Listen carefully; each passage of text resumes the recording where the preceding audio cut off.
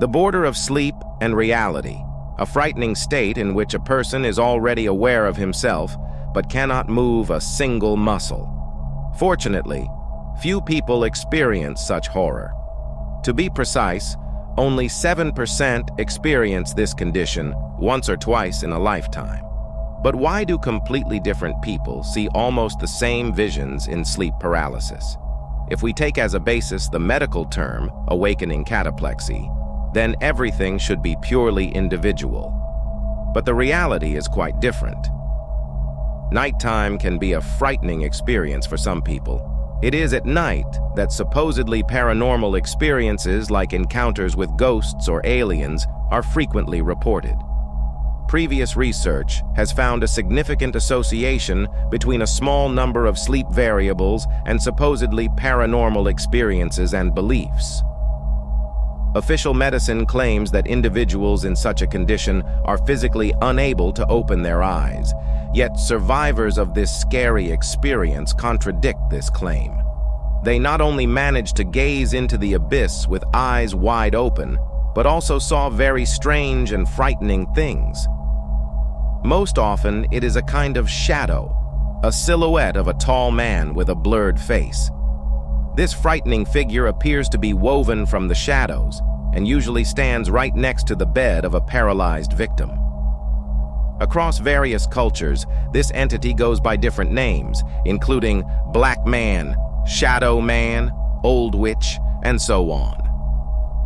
However, official science considers folklore, supported by popular cinema, to be the reason for the appearance of all these names and does not seriously recognize it.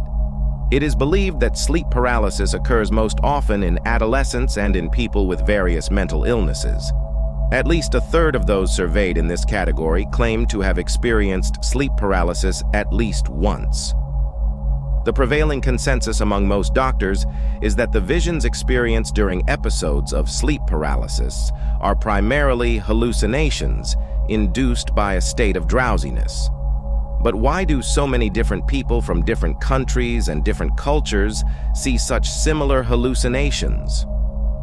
Why, in general, on the border of sleep and wakefulness, do they suddenly see a human figure near their bed or on the bed?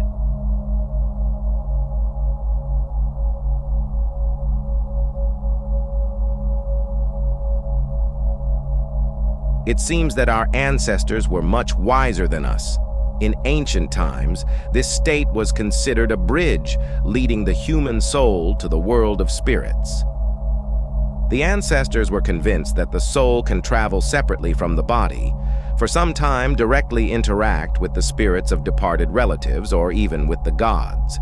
In such a state, a person could receive a prophecy about the future or other revelation. Judging by the latest data, there is quite a rational grain in this approach.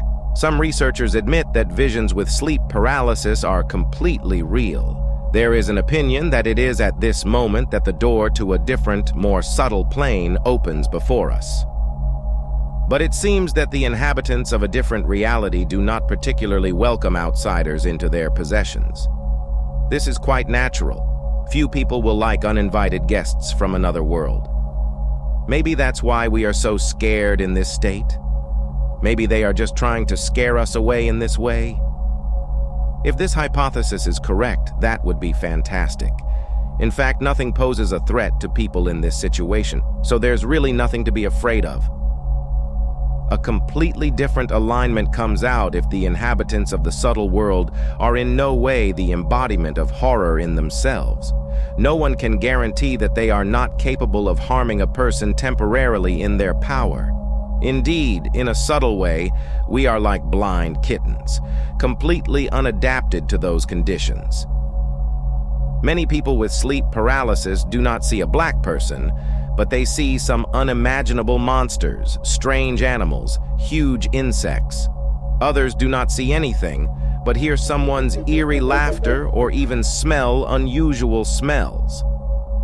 Some experienced a growing hum in the ears combined with a gray-black amorphous approaching figure who basically forces the body to strain in order to get out of paralysis. Based on these facts, it may be concluded that there is no possibility of hallucinations or identical brain activity.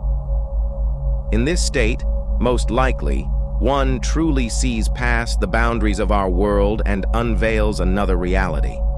Quite another question, but do we need to go there?